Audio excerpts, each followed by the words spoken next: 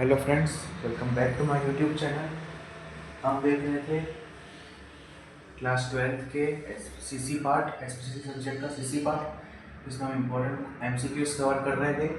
तो आज ही हमारा सीसी का लास्ट चैप्टर, जिसका नाम है प्रेजेंटेशन स्किल्स। तो फ्रेंड्स, इस चैप्टर के बाद हमारे इम्पोर्टेंट एमसीक्यूज का जो वो सेक्शन है ख़त्म हो जाएगा। आपका section a completely cover up हो चुका होगा और अगले वीडियो में हम सेक्शन बी स्टार्ट करेंगे। तो चलिए बिना देर की आज के वीडियो की शुरुआत करते हैं। तो हम देख रहे हैं सीसी का चैप्टर 6 प्रेजेंटेशन स्किल्स। चलिए एमसीक्यूज की शुरुआत करते हैं। पहला क्वेश्चन है, using technology and amalgamating oral and written methods, which of the following presentation methods are used. कि टेक्नोलॉजी और रिटन ओरल मेथड्स का यूज़ करके किस तरीके का प्रेजेंटेशन जो है प्रेजेंटेशन मोड यूज़ किया जाता है। रिटन और ओरल मेथड्स का यूज़ करके कौन से किस टाइप का प्रेजेंटेशन बताया जाता है। तो ऑप्शंस है presentation, option B strategy, option C PPT power point presentation, option D petition. Friends, most important question है बोर्ड के पॉइंट ऑफ व्यू से। मार्च 2018 में पूछा गया PYQ में। तो वो ओनली प्रेजेंटेशन तो हो नहीं सकता, क्योंकि हम जो खाली प्रेजेंट करने पे प्रेजेंटेशन कहते हैं, तो टेक्नोलॉजी वगैरह उसमें यूज़ नहीं होती, तो ये नहीं होगा। स्ट्रेटेजी भी नहीं होगा, पीटीशन भी नहीं हो सकता। इसका आंसर हो जाएगा option C, which is power point presentation. क्योंकि उसमें हम फ्रेंड्स स्लाइड्स बनाते हैं, उसके बाद एक्सप्लेन करने के लिए वो जो बंदा स्लाइड बनाता है उसे एक्सप्लेन भी करता है, तो उसमें रिटर्न मेथड्स भी यूज़ होता है, ओरल भी यूज़ होता है। दोनों का कॉम्बिनेशन ही जो है पीपीटी को सक्सेसफुल बनाता है। तो इसका आंसर हो जाएगा option C, power point presentation. I hope आपको क्लियर होगा फ्रेंड्स। चलिए बढ़ते हैं अगले क्वेश्चन की तरफ। अगला क्वेश्चन है, what type of slides should be prepared for making a slide show. कि स्लाइड शो बनाने के लिए किस प्रकार की स्लाइड्स प्रिपेयर की जानी चाहिए। तो ऑप्शंस देख लेते हैं। ऑप्शंस है maximum number, having maximum detail, having maximum graphics, या proportionate necessary elements and in appropriate number. Friend, इसका आंसर तो आपको ऑप्शंस देख के आइडिया लग गया होगा। इसका आंसर है ऑप्शन डी, कि एप्रोप्रिएट नंबर ऑफ स्लाइड्स हो, एप्रोप्रिएट कंटेंट उसके अंदर हो, और टॉपिक टू टॉपिक सब चीज़ें कवर्ड हो, ना फालतू बकवास हो, ना ही बोरिंग और इरिटेटिंग हो। वो एक परफेक्ट पीपीटी कहलाता है और वही स्लाइड शो में प्रेजेंट किया जाता है। उसमें नंबर ऑफ स्लाइड्स मैटर नहीं करते, ना ही नंबर ऑफ डिटेल्स मैटर करती है। Proper thing at proper place in proper number matter करता है। इसका आंसर हो जाएगा option D, having proportionate necessary elements and in appropriate number. तो आई होप फ्रेंड्स आपको क्लियर है। ये भी काफ़ी इंपॉर्टेंट क्वेश्चन है बोर्ड के लिए, थोड़ा ध्यान रखिएगा। चलिए बढ़ते हैं अगले क्वेश्चन की तरफ। अगला क्वेश्चन है, what should B at the centre of presentation. अब इसमें कि प्रेजेंटेशन के सेंटर में क्या होना चाहिए। अब इधर सेंटर का मतलब है कि प्रेजेंटेशन का जो मेन फोकस है वो फोकस किस पे होना चाहिए। यहाँ पे सेंटर का मतलब एज अ फोकस यूज़ किया गया है। तो चलिए ऑप्शंस देख लेते हैं। ऑप्शंस है अटेंडीज, ऑफिसर्स, लीडर्स या प्रेजेंटर्स। देखिए, जो खुद प्रेजेंट कर रहे हैं तो वो तो फोकस हो नहीं सकते, क्योंकि उन्हें पता है क्या कंटेंट डिलीवर होना चाहिए, किस वे में होना चाहिए। तो ये ऑप्शन कट हो जाएगा। लीडर्स भी नहीं होगा, ना ऑफिसर्स होगा। जाहिर सी बात है फ्रेंड्स कि जो भी चीज़ का प्रेजेंटेशन हमने पीपीटी फॉर सपोज बनाया है, पावर पॉइंट प्रेजेंटेशन, उसे हमें फॉर सपोज किसी कॉलेज में या स्कूल में ही आपको उसे एक्सप्लेन करना है। तो आपका फोकस किस पे रहेगा, वो उस पर फोकस रहेगा जो बंदे उसको सुन रहे हैं, जो आपका प्रेजेंटेशन देख रहे हैं और सुन रहे हैं, उन्हें हम कहते हैं अटेंडीज। तो वो आपका जिस पे आपका फोकस रहेगा वही आपका सेंटर बन जाएगा। तो इसका आंसर हो जाएगा ऑप्शन ए, अटेंडीज। और फ्रेंड्स, ये बोर्ड की काफ़ी इजी, सिंपल बट बहुत इंपॉर्टेंट क्वेश्चन है बोर्ड के पॉइंट ऑफ व्यू से। देखिए, मार्च 2020, 23, 24 में पूछा गया इंपॉर्टेंट क्वेश्चन है। तो फ्रेंड्स, आई होप आपको क्लियर होगा। चलिए बढ़ते हैं अगले क्वेश्चन की तरफ। अगला क्वेश्चन है, what among the following is not required for bringing desired result. कि अगर हम फॉर सपोज कोई पीपीटी बना रहे हैं, पीपीटी एक्सप्लेन कर रहे हैं, या कुछ भी अगर चल रहा है प्रेजेंटेशन का, तो इन सब में से कौन सी चीज़ें जो है वो रिक्वायर्ड नहीं होती है हमें जो डिज़ायर्ड रिजल्ट है उसकी, जो हमें रिजल्ट चाहिए उसके लिए। फॉर सपोज हमने एक पीपीटी बनाया है इन्वेस्टर्स के सामने। मैं कंपनी में फॉर सपोज मैनेजर हूँ, मैंने अपने इन्वेस्टर्स के लिए एक पीपीटी बनाया है, मैं चाहता हूँ कि वो इन्वेस्टर्स जो है वो इन्वेस्ट करें। तो इसमें डिज़ायर्ड रिजल्ट क्या है कि उनका इंटरेस्ट लाना, उनका इंटरेस्ट हमारी कंपनी में आना ताकि वो हमारी कंपनी में इन्वेस्ट कर सकें। तो मेरा मेन मोटिव था उनका इंटरेस्ट, नॉट मनी। ये तो मैंने इन्वेस्टर्स की बात की, हो सकता है मैं कई डायरेक्टर्स के सामने प्रेजेंट कर रहा हूँ अपनी कंपनी के, या फिर मैं किसी बोर्ड मीटिंग में प्रेजेंट कर रहा हूँ, या अपनी कंपनी का एज ए रिप्रेजेंटेटिव गया हूँ और फिर एज रिप्रेजेंट कर रहा हूँ, तो उसमें तो मनी हमारा मेन मोटिव नहीं है। हमारा मेन मोटिव होगा अवेयरनेस या कंपनी की मार्केटिंग और XYZ what ever it is, but money नहीं है। तो मनी ज़रूरी नहीं है कि यूज़ हो ही हमारे डिज़ायर रिजल्ट के लिए। देखिए टाइम ज़रूरी होता है, आर्टिकुलेशन प्रोनाउंसिएशन भी नेसेसरी होता है कि प्रोनाउंसिएशन ठीक से करना, लिखा हुआ ठीक से होना, तो ये भी होता है, ये भी होता है, तो ये आंसर नहीं हो सकता, ये भी नहीं। एपरेटस तो ये भी बहुत नेसेसरी होता है, तो ये भी आंसर नहीं हो सकता। इसका आंसर हो जाएगा ऑप्शन ए, मनी। आई होप फ्रेंड्स आपको क्लियर है।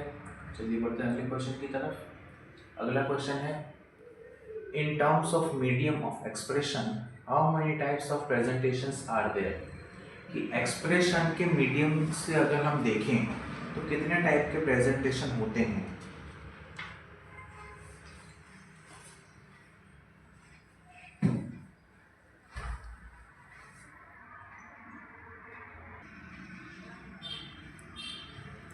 कि एक्सप्रेशन के मीडियम से अगर हम बात करें तो कितने तरीके के प्रेजेंटेशन होते हैं। तो फ्रेंड्स इसका आंसर हो जाएगा ऑप्शन बी, 3 तरीके के प्रेजेंटेशन होते हैं। तो फ्रेंड्स चलिए अगले क्वेश्चन की तरफ बढ़ते हैं। अगला क्वेश्चन है, with which of the following do the skills of a presentation resemble. कि जो प्रेजेंटेशन की जो स्किल्स है वो किससे रिसेंबल होती है। इन ऑप्शंस दिए गए हैं उसमें से किससे जो है वो रिसेंबल होती है प्रेजेंटेशन की स्किल्स। तो ऑप्शन है इलोक्यूशन, आर्ट, फिल्म या वीक। तो फ्रेंड्स वो वीक या फिल्म तो हो नहीं सकता आंसर, आर्ट भी नहीं होगा, इसका आंसर हो जाएगा इलोक्यूशन।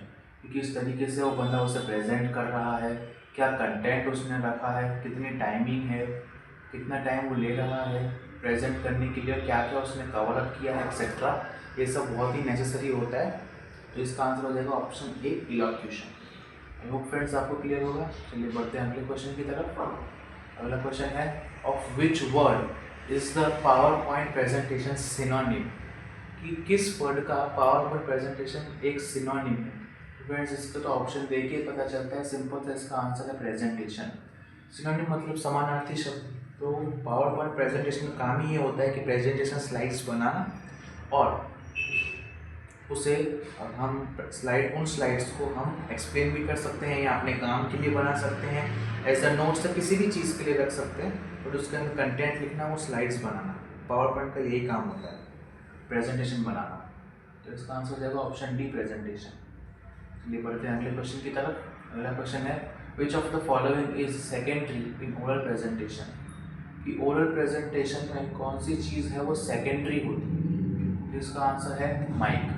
कि ये सब सेकेंडरी चीज़ें हैं, माइक, स्टेज वगैरह। ओरल प्रेजेंटेशन के आपके पास अच्छे वर्ड्स होने चाहिए, अच्छी स्पीकिंग स्किल्स होनी चाहिए, आपकी टाइमिंग अच्छी होनी चाहिए, आप मेंटली प्रिपेयर होने चाहिए, आपका कंटेंट अच्छा होना चाहिए।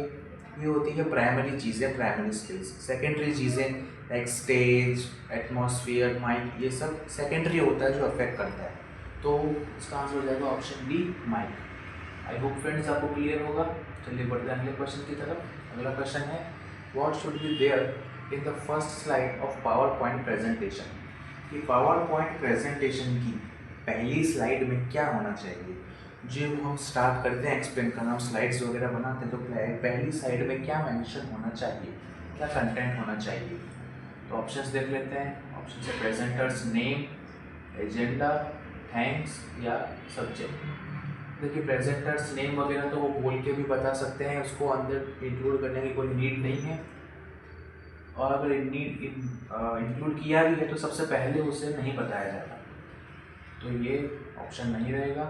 एजेंडा, अब मेन एजेंडा जो है वो स्लाइड की बिल्कुल पहली स्लाइड में शुरुआत में ही नहीं बताया जाता है, पहले थोड़ा इंट्रो बता के, सब्जेक्ट बता के, उसके बाद मेन एजेंडा बताया जाता है, तो ये ऑप्शन भी कट हो जाएगा।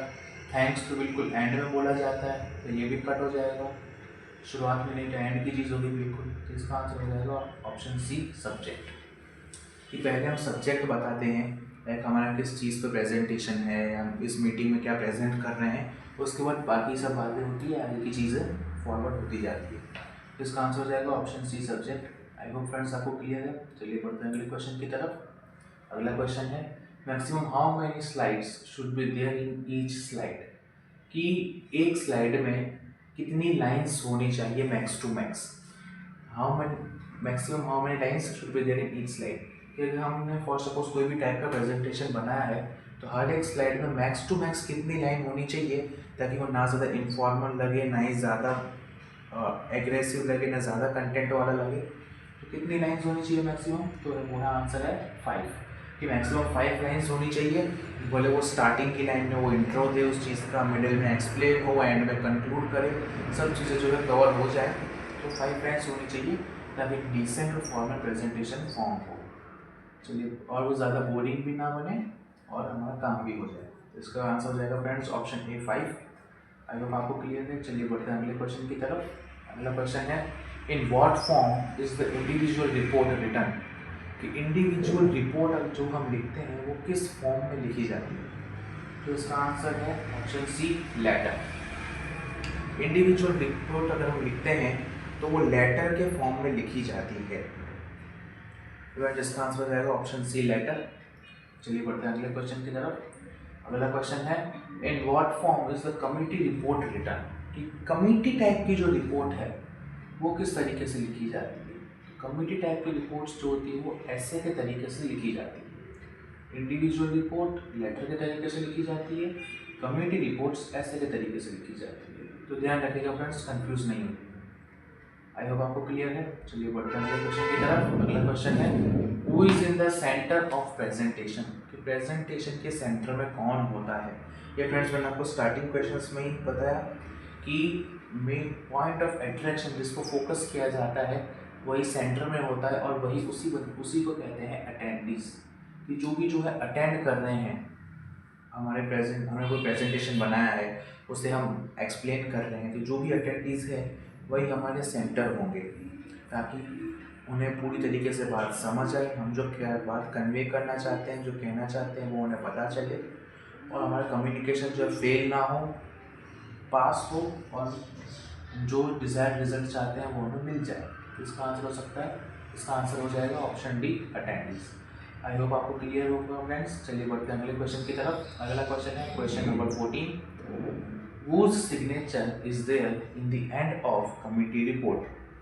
कमिटी रिपोर्ट के एंड में किसकी सिग्नेचर होती है, तो वो होती है प्रेसिडेंट ऑफ द कमिटी। उस कमिटी के जो प्रेसिडेंट हैं उनकी, जाहिर सी बात है फ्रेंड्स, जो हेड होगा वही एंड में सिग्नेचर करेगा भाई कि हेड का अप्रूवल था, उसके बाद ही है जो वो लेटर या जो भी चीज़ें वो पास आउट हुई। तो कमिटी का जो हेड है उसे हम प्रेसिडेंट कहते हैं, तो उसकी सिग्नेचर ही रिक्वायर्ड होगी। इसका आंसर हो जाएगा option B president of the committee. I hope friends आपको क्लियर होगा क्वेश्चन। चलिए बढ़ते हैं अगले क्वेश्चन की तरफ। और फ्रेंड्स ये प्रेसिडेंट वाला क्वेश्चन भी बोर्ड्स में पूछा जा सकता है, काफ़ी इंपॉर्टेंट है। तो अगला क्वेश्चन है what is required to be done before the presentation. कि प्रेजेंटेशन करने से पहले, हमारी बात रखने से पहले क्या ज़रूरी होता है करना। तो ऑप्शंस है option A data entry, option B rehearsal, option C switch off mobile, option D start the mic. तो इसका आंसर हो जाएगा ऑप्शन बी रिहर्सल। कि रिहर्सल कर लेना बहुत ज़रूरी होता है किसी भी चीज़ से प्रेजेंटेशन करने से पहले, ताकि अगर आप कहीं अटक रहे हैं, आपको कुछ नहीं समझ में आ रहा है, आपको कुछ डाउट आ रहा है, तो वो प्रेजेंटेशन के पहले ही क्लियर हो जाए, ताकि आप जो कम्युनिकेशन करना चाहते हैं प्रेजेंटेशन में वो मिसकम्युनिकेशन ना हो, वो परफेक्ट कम्युनिकेशन हो, आपको डिज़ायर्ड रिजल्ट मिले। और फ्रेंड्स अगर हम दूसरे ऑप्शंस को कंपेयर करें तो डेटा एंट्री ज़रूरी नहीं है हम जो प्रेजेंट कर रहे हैं उसमें डेटा हो, स्विच ऑफ मोबाइल इसका कोई सेंस नहीं होता, स्टार्ट द माइक, और ज़रूरी नहीं कि हम जो भी हम प्रेजेंटेशन वगैरह कर रहे हैं वो हम स्टेज पे कर रहे हो या कुछ, हम एक शॉर्ट, ऐसा भी होता है कई बार कि कंपनी में एक छोटे से रूम में इन्वेस्टर्स की मीटिंग बुलाई है, फॉर सपोज 4 to 5 इन्वेस्टर्स है, उनके सामने हमें कुछ बात रखनी है, तो माइक वगैरह ये सब की नीड नहीं होती ना स्टेज की, तो ये तो फालतू सा हो गया, तो इसका आंसर हो जाएगा ऑप्शन बी रिहर्सल। रिहर्सल होना बहुत ज़रूरी है ताकि हम एक बार समझ सकें हमें क्या बोलना है, किस तरीके से बोलना है। अगर कुछ बाकी रह गया हो तो वो हम ऐड भी कर सकते हैं। तो फ्रेंड्स इसका आंसर हो जाएगा option B rehearsal. I hope आपको क्लियर है। चलिए बढ़ते हैं अगले क्वेश्चन की तरफ। अगला क्वेश्चन है what is the printed form of slide code. कि स्लाइड के प्रिंटेड फॉर्म को क्या कहते हैं। तो ऑप्शंस है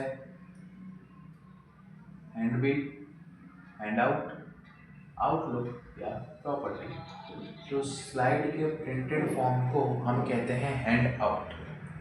चलिए बढ़ते हैं अगले क्वेश्चन की तरफ। अगला क्वेश्चन है what is used to show PPT to more people.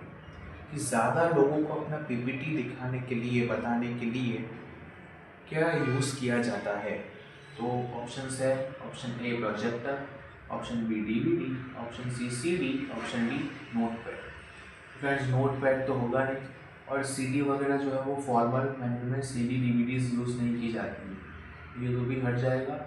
इसका आंसर हो जाएगा प्रोजेक्टर। प्रोजेक्टर में फ्रेंड्स जैसे आपको पता है एक बड़ी सी स्क्रीन पे हम जो है स्लाइड्स प्रेजेंट कर सकते हैं, और जितने चाहे हम लोगों के सामने हम जाके उसे एक्सप्लेन कर सकते हैं। अगर एक्सप्लेन ना भी करना चाहें तो जितने चाहे अपने लोगों को हम अपनी स्लाइड्स बता सकते हैं। तो इसका आंसर हो जाएगा option A projector. I hope friends आपको क्लियर होगा। चलिए बढ़ते हैं अगले क्वेश्चन की तरफ। अगला क्वेश्चन है what is the requirement to accept opponent's argument. कि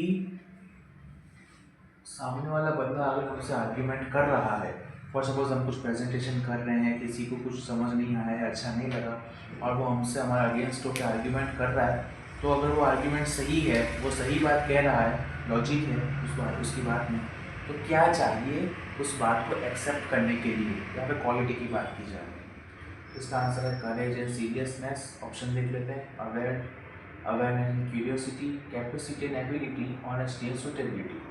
इसका आंसर हो जाएगा option C capacity and ability. एक तो हमारी कैपेसिटी भी होनी चाहिए कि हम उसे समझ सकें और उसे बेयर कर सकें, सहन कर सकें कि भाई उस बंदे ने हमें कुछ बताया, कुछ सिखाया, कुछ हमारी कमियां बताई। तो वो कई लोग का ईगो पे ले लेते हैं, वो उसे सहन नहीं कर पाते, but we must have the quality of listening. हमारे अंदर एक क्वालिटी होनी चाहिए।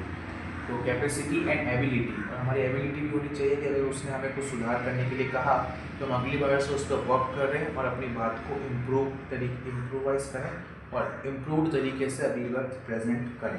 तो इसका आंसर हो जाएगा कैपेसिटी एंड एबिलिटी। अगर आप उसे सहन कर सकते हैं, समझ सकते हैं, तो उसके बाद आपकी परफॉर्मेंस भी बूस्ट होने लगती है और आपका प्रोग्रेस भी अच्छे से होता है। तो इसका आंसर हो जाएगा कैपेसिटी एंड एबिलिटी। फ्रेंड्स ये मोस्ट इंपॉर्टेंट क्वेश्चन है बोर्ड के पॉइंट ऑफ व्यू से, मार्च 2019 में पूछा गया इंपॉर्टेंट क्वेश्चन है, तो ध्यान दीजिएगा थोड़ा। आई होप आपको क्लियर है। चलिए बढ़ते हैं अगले क्वेश्चन की तरफ। अगला क्वेश्चन है विच of the following does not determine the success of presentation.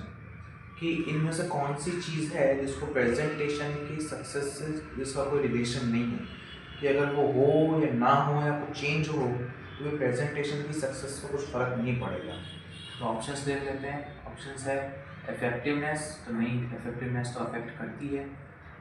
Use of technology, तो ये भी गलत है। अगर हम एडवांस्ड टेक का यूज़ करते हैं, नई चीज़ों का यूज़ करते हैं, क्विक मैनर में बनाते हैं सब चीज़ें, तो वो भी अफेक्ट करती है प्रेजेंटेशन के सक्सेस या फेलियर को। Grasp on the part of listener या अटेंडीज, तो लिसनर कौन है, अटेंडीज कौन है, उनका कैप्चर करना उनकी बात को और फिर अपनी बात को रखना, तो ये भी बहुत मायने रखता है। इसका आंसर जाएगा जेंडर ऑफ द प्रेजेंटर। इन सब चीज़ों में स्किल्स और आपका माइंडसेट देखा जाता है, क्या किस तरीके आपका वे देखा जाता है कि आप किस तरीके से प्रेजेंट करते हैं, कैसे प्रेजेंट करते हैं, क्या प्रेजेंट करते हैं। इसमें जेंडर मैटर नहीं करता। अगर आप में वो क्वालिटीज़ हैं तो वेदर इट्स मैन और women, but both can do it in efficient and effective manner. तो इसका आंसर हो जाएगा option D gender of the presenter. Friends ये लगता है सिंपल है, बट ऐसे ही ट्विस्टेड क्वेश्चंस बोर्ड्स में पूछे जाते हैं। देखिए मई 21 में पूछा गया क्वेश्चन है इसका आंसर ऑप्शन बी। इस तरीके के क्वेश्चन से पूछे जा सकते हैं फ्रेंड्स, जो बड़े टॉपिक से कम रिलेट करते हों और उसका आप जनरल नॉलेज से भी आंसर दे सकते हैं। ये खासकर कंफ्यूज करने के लिए ऐसे क्वेश्चंस पूछे जाते हैं। आई होप फ्रेंड्स आप समझ गए होंगे क्वेश्चन को। चलिए बढ़ते हैं अगले और लास्ट क्वेश्चन की तरफ। वो क्वेश्चन है विच of the following type is not included from the point of view of medium of expression in presentation. कि वो कौन सा टाइप है जो मीडियम ऑफ एक्सप्रेशन के पॉइंट ऑफ व्यू में इंक्लूड नहीं होता है प्रेजेंटेशन में। तो उसका आंसर है लिस्टिंग। फ्रेंड्स ये भी काफ़ी इंपॉर्टेंट क्वेश्चन है बोर्ड के पॉइंट ऑफ व्यू से। मार्च 2022 में पूछा गया क्वेश्चन है, थोड़ा सा घुमा के पूछा गया है, बट इसका आंसर है लिसनिंग। कि ये इंक्लूड नहीं होता है प्रेजेंटेशन में। कि हम तो प्रेजेंट कर रहे हैं, अब सामने वाला किस वे में सुनता है, क्या समझता है, वो डिपेंड करता है, बट वो हमारे कंट्रोल में नहीं होता है। जो हमारे कंट्रोल में होता है लाइक ओरल, रिटन, पीपीटी बनाना, वही इसमें इंक्लूड होता है। बट लिसनिंग, अब सामने वाला क्या सुन रहा है, कैसे सुन रहा है, उस पर तो हमारा कोई बस चल नहीं सकता।